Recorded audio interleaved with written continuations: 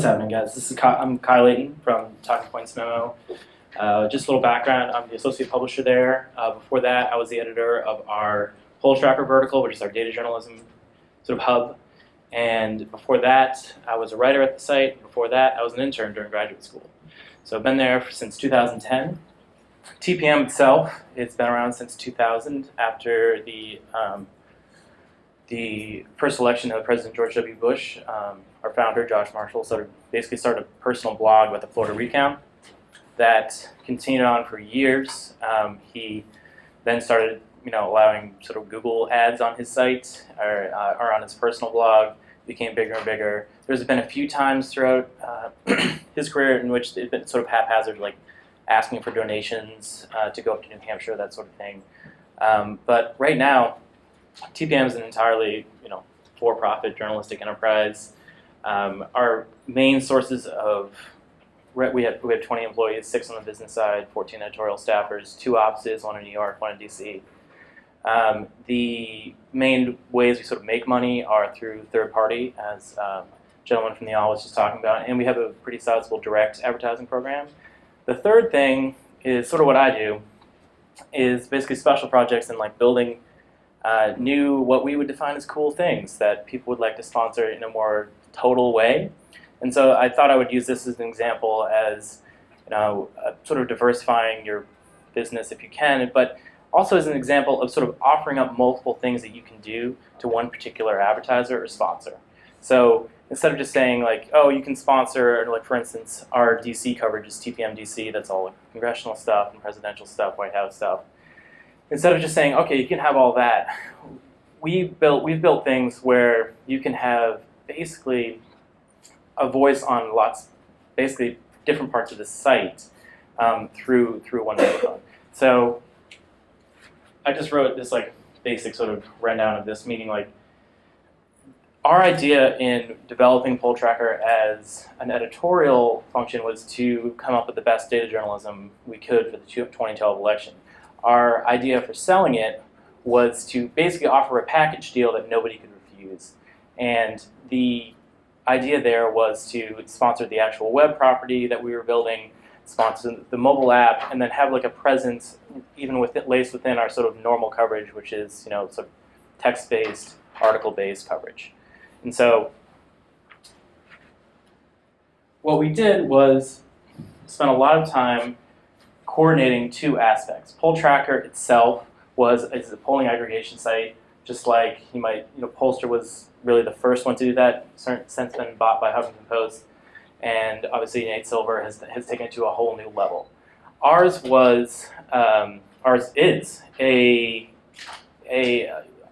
more integrated version into our actual coverage. So TPM's covering politics. We also want to be able to display graphs. So we're writing a story on the President Barack Obama versus Governor Mitt Romney. We want to see where those folks stand in Iowa in May. That's really where Poll Tracker started. I mean, in the sense that, not in that example, but like when we had the first idea to sort of like, well, we want to have graphs on our story, but we want them to sort of update continuously. That was really like well before my time in 2008 or so. That was like, maybe we should just have some graphs. That grew into this idea that like we should have a whole vertical. We should have a whole data journalism vertical in which when we're writing about these stories, this stuff is easy, this stuff is quick, and as soon as we get as soon as a poll is released out in the world, we can input it into our system, it updates the graph, everything works simultaneously, and we can post that within a story. And now we've got not only what's happening right now in that story, but you've got context for what happened over the course of the race or whatever. So what we're doing is building this, what we're doing in 2012. We're building this, and then we're building the app at the same exact time. So that you can log on to PT itself on the web, you can see the graphs on our site, but you can also download the app. And the app's going to give you the fastest version of this. And like you may not actually be at a computer to log in and see like what was that latest poll, like what was that latest Pew poll.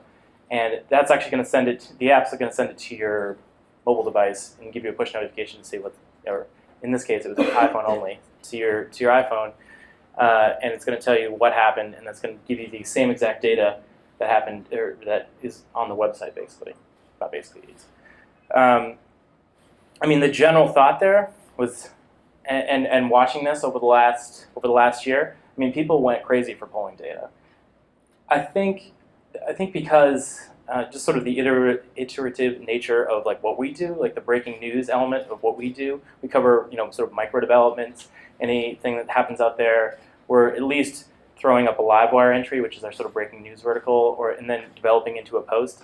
The polling data part was actually like an even more micro part of that.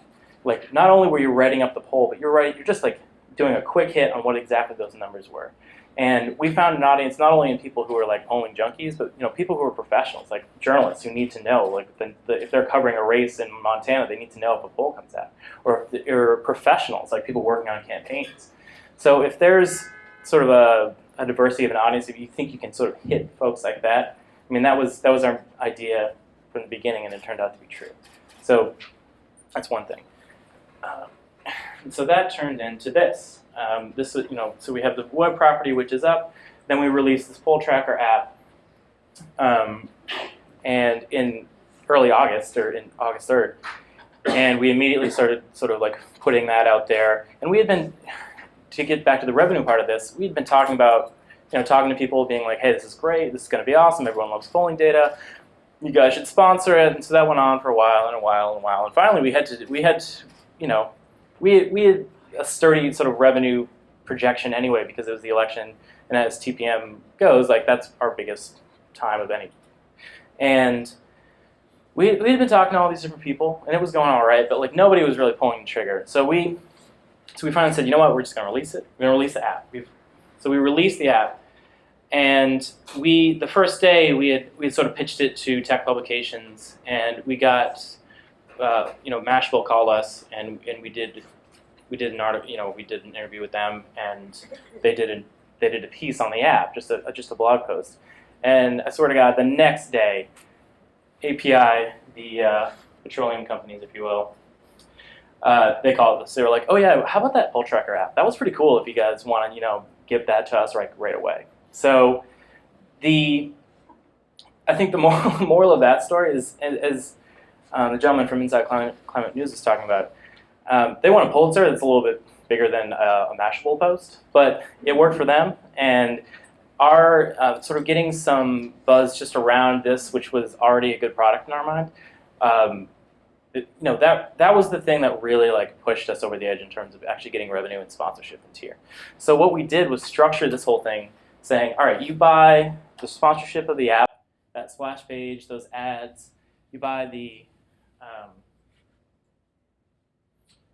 branding around poll tracker, and like also on the pages that featured poll tracker stuff, meaning like a graph or whatnot. And then also, if that doesn't get you going, you can see in the little bottom here, there was little bits of branding that we were already going to lace our own poll tracker stuff throughout the site. So that was sort of something we also pitched at the, you know, as a sweetener. Say like this is going to be not only, you know, a big thing in general, like you're going to see a lot of sort of movement from this, but in addition, we personally, at our biggest time of the year, are going to interlace our poll tracker stuff throughout our site, not normally where it would be. Like we would not normally, like right now we don't have the poll tracker stuff up because it's not a major component of our news coverage. But at the time, we did. So like you're going to get that extra exposure basically. And that's ended, you know, in addition to sort of buzz around the app, that's what ended up really like nailing down what, you know, we consider to be a really successful sort of business relationship with them. I think that is it, but that's it. So if you guys have any questions. Here's one back here. I'm Julia Reichel from the Watershed Post, and I'm wondering specifically how much you sold the sponsorships for with the app, and how much money did you get? I meant to ask him that too, so we don't force him to there. Can I plead the fifth on that? No, you were at a revenue camp conference, dish. It was a lot. It was a lot. Dude, but like enough to make it worth the development Oh of the yes. app? Oh yeah. No, we paid for the costs. And That's at least 15, 20 grand, so it was double that, triple that, what? it was a lot more than that. Okay, all right. So it is worth it. It was absolutely, yeah, right. I'll tell you what scared me. I was like, what are my options here? Like, what do I say? Yeah, no, the, say an app can cost, like an app that's going to be incorporated like this, or it's going to like use an API that you produce and things like that. It's going to be between like 20 and 40 grand, depending on how exciting you get. And we well outdid that. So how about that? Russ Baker, I hate to be the skunk at the picnic, but API, that's the American Petroleum Institute. That's right. So how do you feel about them buying all that real estate around stuff covering elections? How do we feel about it? Yeah, as a journalism site. Well, I mean, I feel almost, we have an ad policy that's basically like, we don't limit our advertisers' speech, basically. So in this case, API wanted to buy the Data Journalism Hub, and we were okay with that. I guess I'm a little. We're sort of. But that's it. The content was independent still. Yeah, They didn't know. we didn't. I'll say one thing too, especially with data journalism, like you're either right or you're not on that stuff. Meaning, like, even if there's always conversations, going on between sort of our editorial side, and on the business side, we run the ads that people pay us for. Beyond, like, we have a policy which is obviously like no lewd content, and there are certainly a range of things that we wouldn't do. But in this case, the Data Journalism Hub was all taken from aggregated public polling. So even in a sense where you have like a vertical where you're covering, like, for instance, I thought it made a whole lot of sense when Inside Climate News is saying, like, we've made a decision that we're not going to take money from energy company, or we're not going to take advertising from energy companies, because they're covering and they're making editorial decisions on a day-to-day basis on what they're going to write. In this case, there's very little, there's almost no way that a corporation, even if a corporation even sponsored a poll, that would be a red flag for us. We probably wouldn't put it in the system. So, like, there's a very, like, pretty stark line between, like, if you're doing data journalism and you have a model and it's all based on numbers and your editorial product is based on numbers, it's a little bit different conversation. Like, that conversation that Inside Climate News had, we wouldn't have that when it came to Poll Tracker, because, like, we're aggregating public polling. Just want to segment on that. You just said that you wouldn't touch a poll that was sponsored, but your poll was sponsored. Don't you feel that your reader, and I don't think there's an issue, you don't have to agree with your advertiser's politics, but were you afraid that your readers wouldn't do that differentiation of, like, oh, we're just taking other polls? Don't you feel that your readers would have been like, oh, this poll is from a gas company, I'm not going to believe that poll? I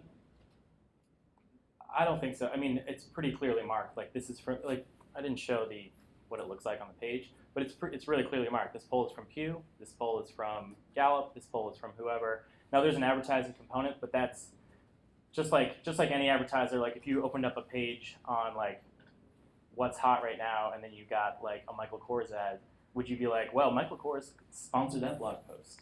I don't think folks would. Hi, I've been a diehard TPM reader since probably 2002. That's great to know. But so the TPM Prime program, Yes. I signed up instantly, just kind of out of the goodness of my heart. But it's for people who don't know. You pay $50, and they kind of instituted it last year. It's still been very unclear what exactly the program is, what kind of value one gets out of it, and also what direction you guys are trying to take it in. Actually, we're redesigning that right now, and in about 6 weeks, you're going to have a whole new package of new features for Prime members. There's going to be a different layout for story pages and within the homepage, and then the forums. Obviously, the basic idea is that we're actually integrating a lot of Prime into the actual site. So instead of, like, you've had this experience where you, like, go to Prime and it's like this separate other entity, we want to basically kill that idea. We want to like integrate it within TPM. So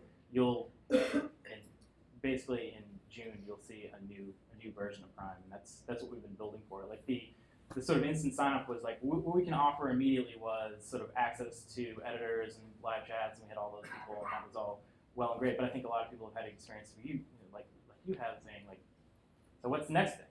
And the next thing was like, great, everyone signed up. We had that capital to go out, and now we're like, we're using that capital to build what you're going to see next. So I hope you like it.